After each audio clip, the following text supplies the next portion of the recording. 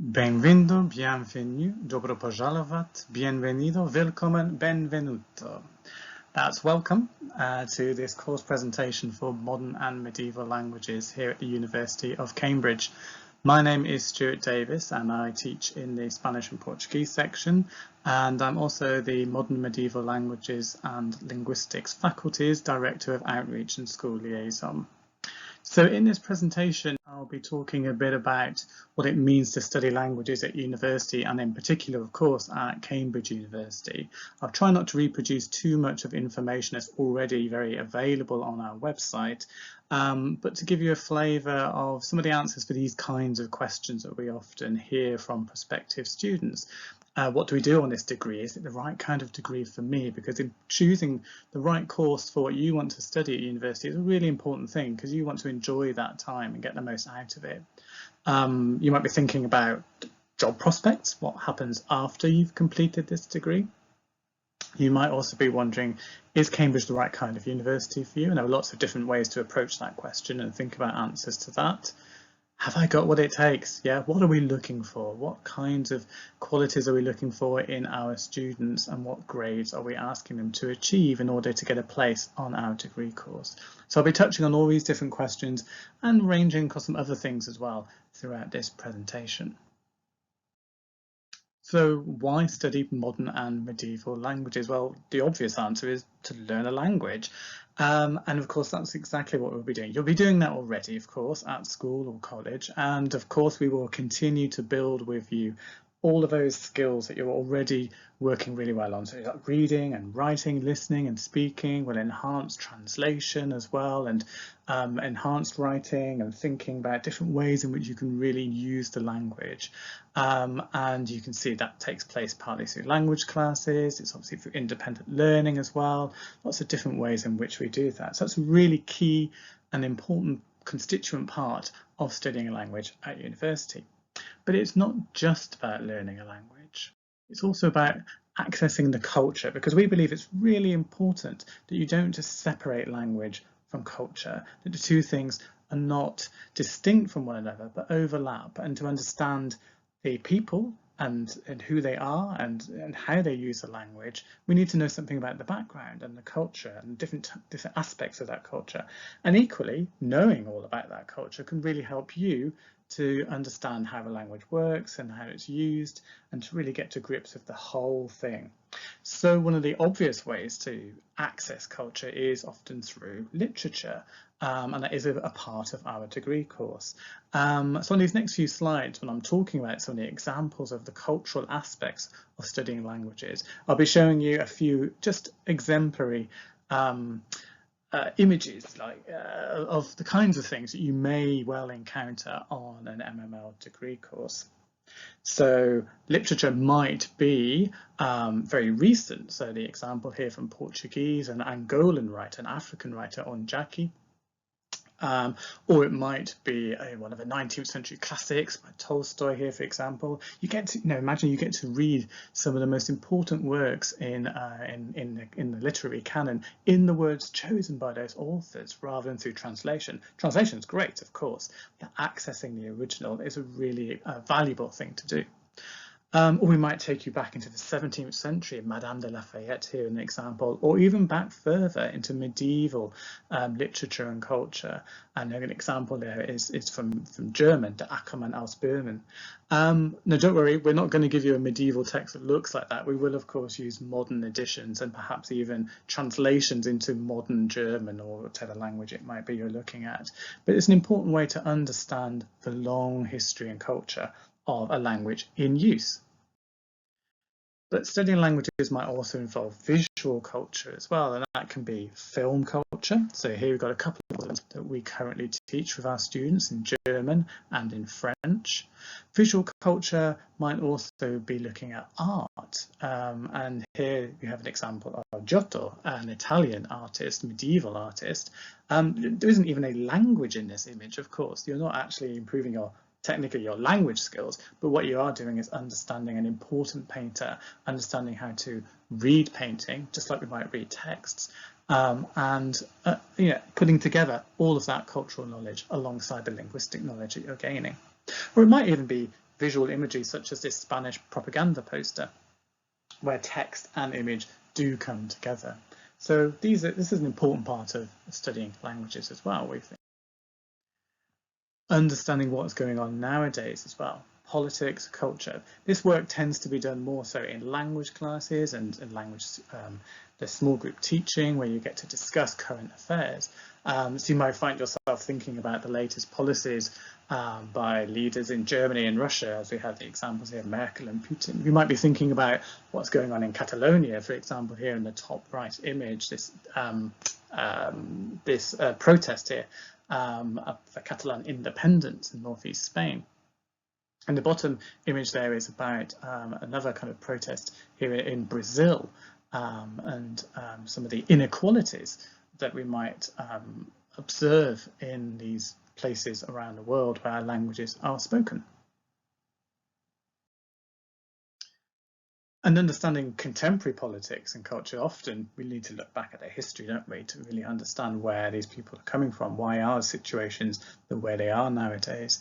Again, just a few examples here, the kinds of things you might find yourself studying and reading about and thinking about if you come and study MML here with us. The Mexican Revolution, that black and white image there in the top left-hand side of these are the campesinos, the peasants with their sombreros on. Yeah, and you can, if you look closely, you can see they've got guns and bullets strapped across their chests. This was the revolution just over 100 years ago. Revolutions again there in the bottom right, the French Revolution, probably the one most well known. And of course, when we talk about the French Revolution, you might not know that really we should be talking about revolutions in plural, because there wasn't just one, the one that most people think about in 1789, but several more following in the turbulent period afterwards. We might be thinking about Martin Luther, an important figure in history there on the top right, a theologian who really shaped and influenced the growth of Protestantism in Europe. Or more recent historical events, such as the end of the Cold War and the Soviet Union here, as you see Ronald Reagan and Mikhail Gorbachev both signing a pact there together. So historical periods can vary across hundreds of years, of course, and really help us to access and understand the cultures. Philosophy as well. You might find yourself reading texts written by some of the most important thinkers, people who've really influenced the way in which we think beyond the languages and the places in which those languages are spoken originally. So Karl Marx is a really good example of that. You've probably heard of Marxism.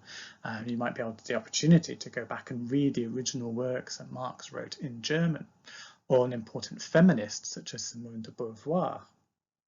Or going back further, Machiavelli, an Italian influential thinker from the 16th century. You may have heard the word Machiavellian, somebody who's a little bit sly and controlling, and this goes back to this man and his writings. Or perhaps philosophers who maybe not have heard so much about, but have been very influential, such as José Martí, his essay Nuestra América, when he was writing just over 100 years ago and thinking about what it means to be American in the broadest sense of North and South America and all the different countries and how they interact and with each other. Here's again just some examples. And then there's also the study of language itself, or linguistics as it's called. And there are lots of different aspects of linguistics, and here on this image just try to capture a few of the things that you might find yourself thinking about if you venture into the linguistic side of language study. So that might be the idea of how language has changed over the centuries and how they've influenced and the geographical spread, and you can see on that moving map image there how that's worked in the Iberian Peninsula and in most south of France as well. It might be how is language actually constructed, and how do our brains actually learn and use languages? What are the parts physically of our brains that are involved in the use of language and learning languages? It might be thinking about how languages differ nowadays. So that map of Italy there is showing us the different kinds of dialects, the different ways in which Italian is used in different geographical places. Or it might be looking at how formal qualities of languages are changing as well. So the map of Latin America there in the bottom left is the bro map, is how the slang word bro is actually used in different parts of Latin America. So languages, how they are constantly changing even now as we speak them. And of course, linguistics itself has its own alphabet even that you get to learn. So you can see there in the bottom right, the word linguistics actually written using the phonetic alphabet. So how do the sounds of language differ to the way in which we write them, the orthography of language, and how can we account for that? And again, how do accents and use of language might change and shift. And then a big part of the reason for studying modern medieval languages might be the chance to actually go and live abroad and immerse yourself in the language or languages that you are currently studying. So what I like to call being a global citizen, seeing the world. And you can see here 3 images of some of my students and from my college and what they've got up to very recently on their year abroad. One of these students was in Ecuador, one of these students was in Siberia and Russia, and one of them was in Spain, and I'll leave you to work out which one is which. But the year abroad is a really attractive and exciting part of a modern language degree. And this is true particularly at Cambridge. It gives you the practical experience of that language, that culture, everything that you've been learning about previously, all those different aspects you get to actually see and practice. It can be really useful actually if you're working on your year abroad to give you an idea about what you might want to do after you finish studying. It's also a really good way to enhance your independence. It can be quite a scary prospect going to live abroad, but it's a very character building, confidence building experience, and I can tell you that from my own personal experience as well, many of my friends. And our students don't just travel to Europe, which is the most obvious place you might think of because they are studying languages which are European in origin, but also all over the world. And the little red dots that you just saw on the previous slide and this one here are just an indication from one year group of the different places all over the world. You can see there that includes not just some of the more further away parts of Russia, but also the Americas, including Canada, French-speaking Canada, for example, and several parts of Africa as well. And our students at Cambridge have the options currently to shape the year abroad very flexibly how they wish to. One of them is to study, and of course what you're doing by going to a university or a higher education institution abroad is again getting your immersion in the language, but also often options to explore different subjects or specialise in different kind of academic areas to that in which you would normally be doing back here in Cambridge. So just a few examples you can see there are what some of our students have got up to in recent years, and getting involved in student life with your peers and people of the same age or similar. Some of our students take up the opportunity to actually be English teachers abroad. So that could be being placed in a school to actually help young people learning English, just like you may have been lucky enough to have a native speaker come into your school. Sometimes that could be in a dedicated language school after taking a very short course called Teaching English as a Foreign Language, or TEFL.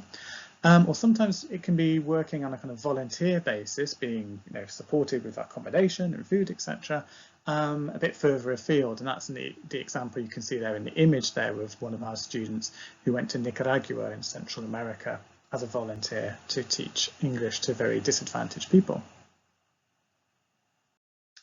And the other option on the year abroad in Cambridge is to find a job and actually work. And again, here I've just given you a few examples of some of the experiences that our students have had undertaking what we like to call gainful employment. That is, you can't go and work in a bar or something quite menial, but something that's actually very useful.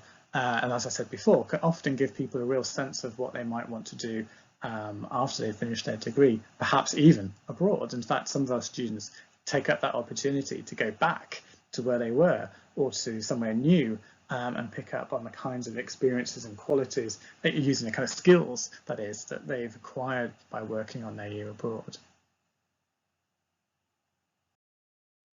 And that links really then moving away from the year abroad to thinking about that question of what do our students go on to do? And the answer is pretty much everything and anything. Languages students are really employable, and we know that often they present themselves very well because they're often very mindful of how language works. They're very good communicators. They've often also acquired some of that confidence and from the year abroad experience in particular, not only from that, of course, that allows them to present themselves very well to the job market. And so you can see there are just some examples of the many different careers our students have gone into after graduation. And there is obviously the option of teaching, or perhaps even translation and interpreting, and going on to take further qualifications in those kinds of areas. But actually, the majority of our students find that they are using their languages alongside other new skills that they're acquiring whilst they are studying. Whilst they are working and being trained in that new job. So why Cambridge? Because a lot of those things that you've been hearing about, you might think, well, I could do a lot of that on languages degrees at other universities as well. And that's true. And as I said before, you should go back and have a little look at different university courses and work, do they offer all those different kind of cultural elements? What do they offer as part of their year abroad package currently?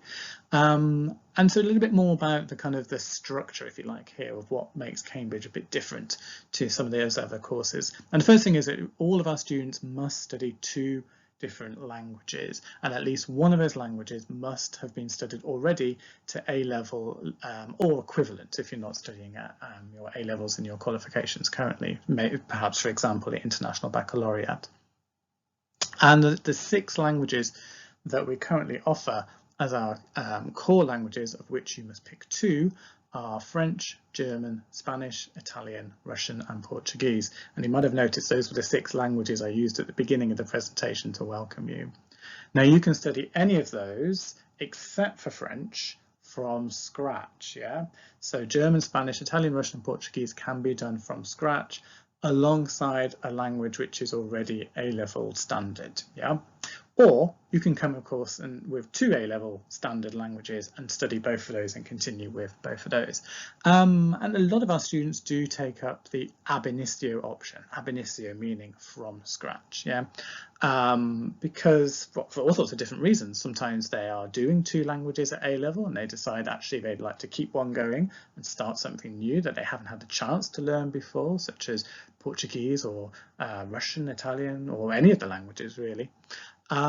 Or sometimes they're only doing 1 language at A-level. That's absolutely fine. There's no disadvantage as an applicant if you're in that situation, and they'd like to, well, they need to start a new language really because we asked them to do so here, and they're really interested to start something new. And some students opt for something as a related language, so say French and Spanish, or Spanish and Italian, or Spanish and Portuguese. But some students decide actually to mix their languages, as it were, and do something like Spanish and Russian, for example. Very different languages, very different cultures, and that's absolutely fine. Now, there are other options at Cambridge that allow you to combine a language with a different subject. So the first one is history. History of Modern Languages is the name of the degree course, or HML for short. And in that case, you would be choosing 1 language that can be either post A-level or from scratch, and studying that alongside modules, or papers as we call them, from the history tripos, the history degree.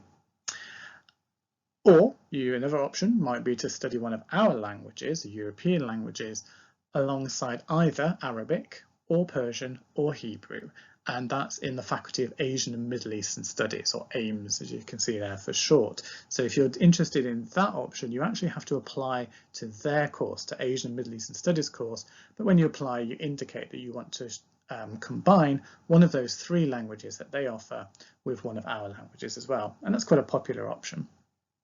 The other option is to combine one of our languages with a classics language, i.e. Latin or ancient Greek. And ancient Greek you can do from scratch. And if you're interested in that particular option, then you apply to MML degree course, but indicate that one of your 2 languages is either Latin or ancient Greek alongside your European choice.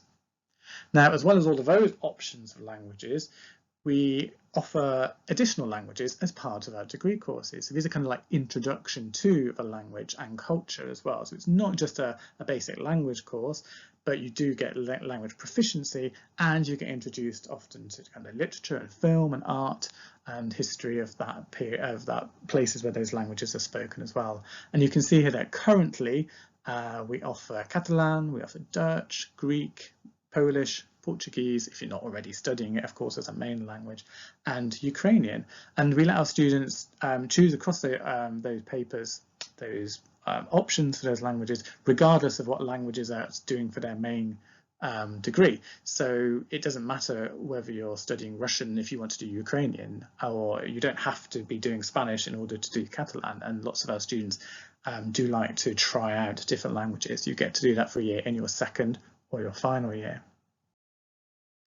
Why Cambridge again? Well, lectures and seminars and language classes are a big part of all language degrees at all universities. So lectures, where you go and listen for a period to somebody talking and giving you lots of information. You can see my colleague there on the image at the top doing that. Are a big part of university education, and or seminars in smaller groups where you might have more discussion and short presentations. Language classes, of course, really important. At Cambridge, our language classes are normally in groups between about 10 and 15, depends on the language and the year group. But also a really big, important part of the Cambridge learning experience is the supervision. And we're one of the few universities where this is a systematic weekly part of your learning. The other place is what we like to call sometimes the other place, Oxford, where they call them tutorials. So only really Oxford and Cambridge offer this as a regular part, a key part of the learning experience. And it's very much an experience for you to get the most out of in small groups of 1, 2, and sometimes 3 students. And in fact, you can see the image at the bottom there. That's me in my office, in my college, giving a supervision with 3 students. We were doing some beginnings. They were beginner Spanish students, and we were doing some translation work, I think, there. And the supervision, which is normally about an hour long, is a real opportunity for you to ask lots of questions about what you didn't understand, or to enhance your knowledge, for the teacher, the supervisor, to also to check things, make sure you're happy with your knowledge, to push the conversation about whatever it is a bit further. You would normally submit some work beforehand, so you'd get some feedback, very direct feedback, again, the chance to ask lots of questions about that, and have a really in-depth discussion about whatever it is that you're talking about, like the translation work we were doing there, or the book that you've been asked to read, or the film you've been asked to watch, or the linguistic exercise that you've been working through, whatever it might be. It's a really valuable and important part of how we teach. Why Cambridge again? A really exciting part is the faculty and the faculty library, actually, that again many universities can't offer so many libraries and such access to resources as we're very lucky and grateful to be able to do it here at Cambridge. So we have our own modern and medieval languages and linguistics library. As you can see from the slide, it says here we've got over 115,000 books and 5,000 films for you to access and use as you need to. Lots of support, of course, for online resources, which is a big growing part of the provision these days. It has great space for studying, so if you're at the faculty and in between lectures or classes, you can spend some time there doing some work and independent study. The staff there are brilliantly helpful, and they also offer things to courses and sessions to help our students. They've even got drinks machines, and also they really look after our students' well-being, and often things like yoga and craft sessions and etc. And that library sits alongside all the libraries that are in all the colleges at Cambridge. Every college has its own library that equally will have books for your courses and helpful staff, and probably also well-being sessions and things. And there's also the huge university library, which is an amazing resource we're very lucky to have at Cambridge.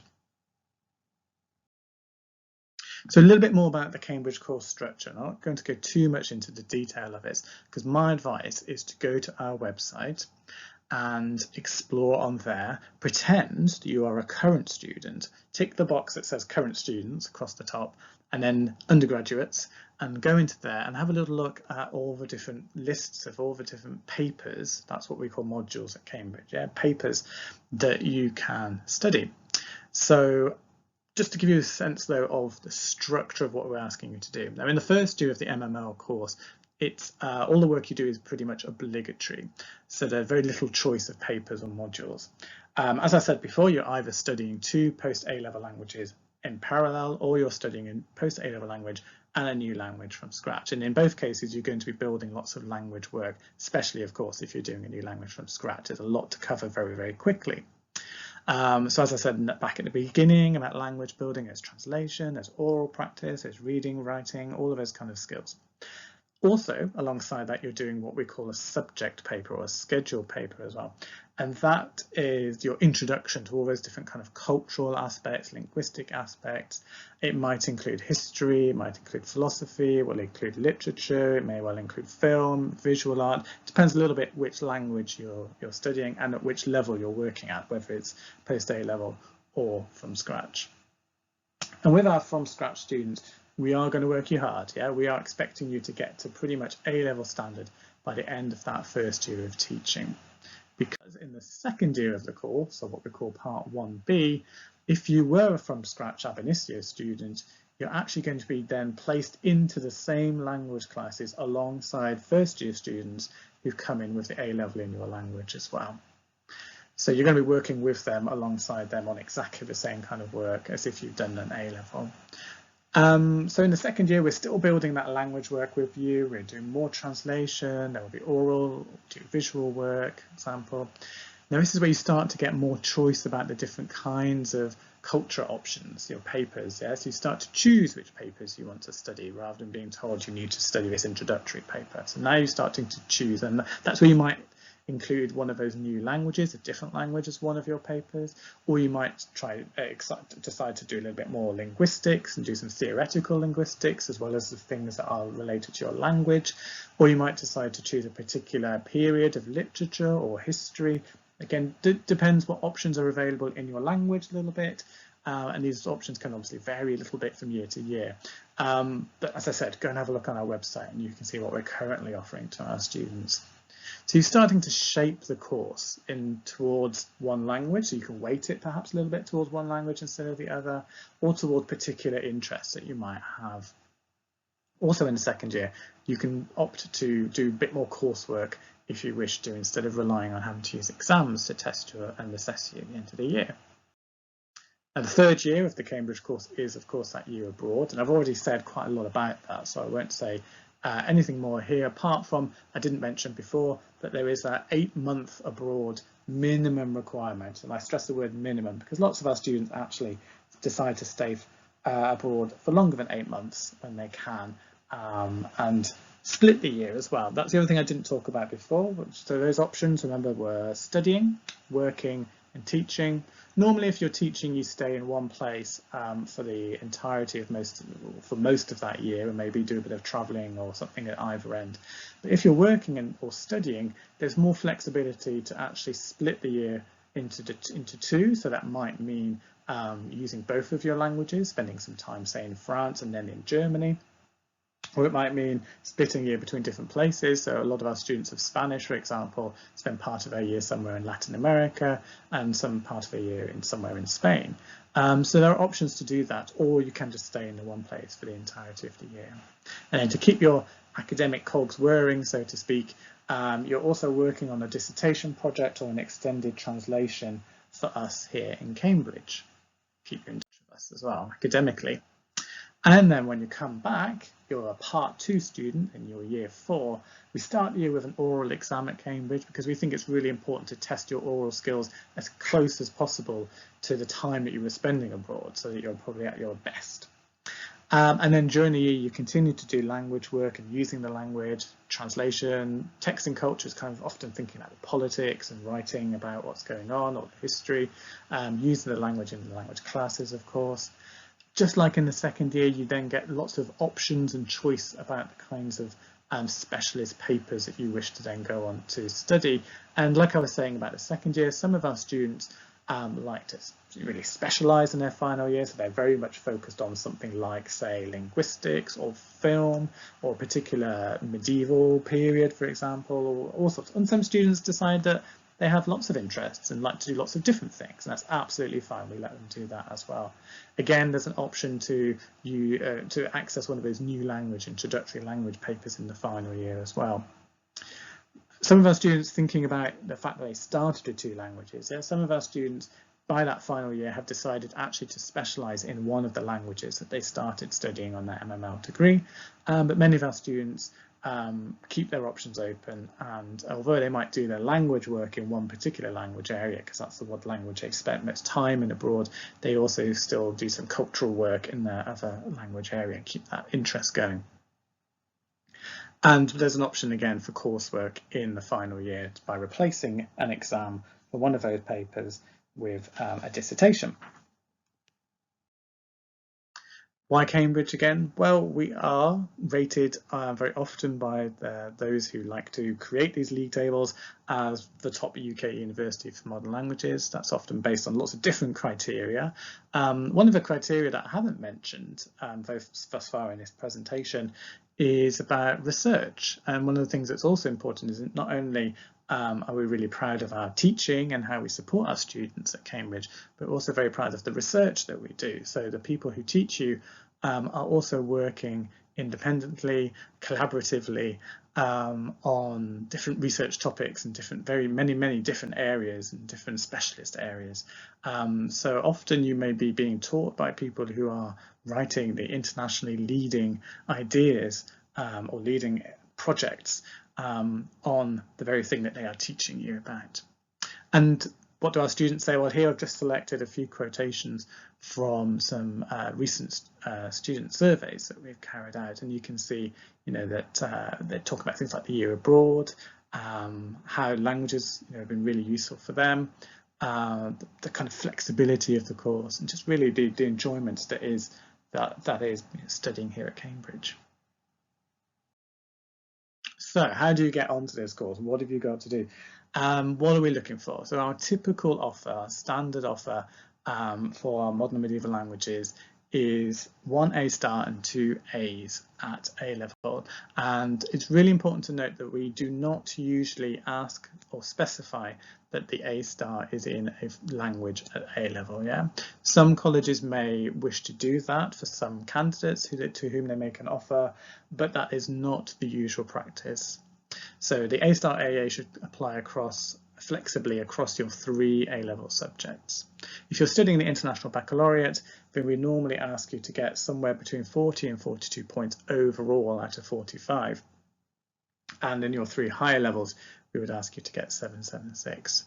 And then that list on the left-hand side is showing you what else we are really looking at when we are assessing you as an applicant. So we're looking at your personal statement. We want to see that you can show us that you're motivated, that you're really interested in the languages that you're currently learning and that you want to learn with us at Cambridge. That's really important if you are applying for a beginner's language, that you actually do show us that you've put some thought into that. Why is it that you want to study, say, Italian or Russian or Portuguese? What have you done to explore something about the culture or the literature or the films or the history or something to do with that language and the places where that language is spoken? Because we want to be sure that you are committed and you've really thought carefully about this. Your school will provide a reference, which I'm sure will be fantastic. Some of the colleges may ask you to send in a piece of schoolwork or a couple of pieces of schoolwork, nothing extra, just recent examples of what you've been doing at school. We will ask you to sit a 1 hour at interview assessment if you are invited to interview. So if you are invited to interview, you come in and you would normally sit the 1 hour assessment on the same day. And that's really just so we can see your language skills in action. And have a check that you can make some sensible comments and observations about a piece of writing in English. There are examples of this on the Cambridge website that you can go and have a look at, and also some on our faculty website.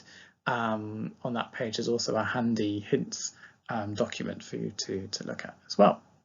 And the interviews, of course, will play a part in the holistic assessment of you as a whole. Yeah, so everything that we're looking at there together really helps us to understand who you are, and where you actually do really enjoy learning languages, and you've got that aptitude that you can do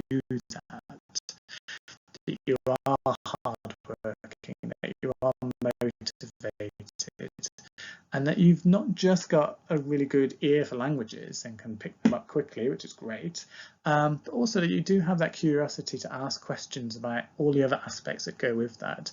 And when I say all of them, I don't mean we want you to be expert and passionate about visual culture and literature and linguistics and history and philosophy, etc., etc.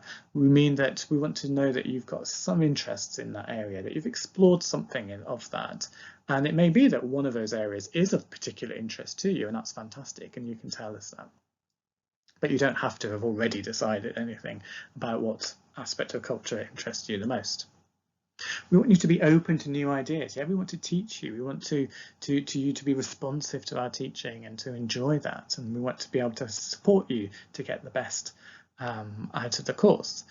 And the important thing is that our students come from all sorts of different backgrounds, all sorts of different experiences of life. Sometimes they are from abroad, sometimes they've been exposed to languages already through a heritage background, sometimes they've only learnt languages at school and have had very little opportunity to go abroad themselves and to study. You know, people are people and all very different, and there's no standard person that we're looking for in an MML student, and what we read about you and understand about you from your application and your personal statement, we can then contextualize your language experience and your language use within that when we assess you. So to wrap up, find out more. Check out the website, as I've already said. Go and have a little look at mmll.cam.ac.uk. Click on that current students button and have a little look at what we're currently teaching. Is this the right kind of thing for you? Look also at our prospective students section, where you can also see lots of information about the assessments and what kind of things we're looking for. If you can, come and attend an open day, either in Cambridge in person, if that's possible, or under current circumstances, we are offering virtual open days. So come along, ask questions at the virtual Q&A sessions, etc. If you've got a very specific question and you've exhausted the website and you've looked everywhere and can't find the answer to your question on the Cambridge website, then you can of course email us at outreach@mmll.cam.ac.uk, and we'll do our best to find out the answer for you and get back to you in a timely fashion. Thank you very much for listening to this presentation, and I hope it's been useful and enjoyable for you.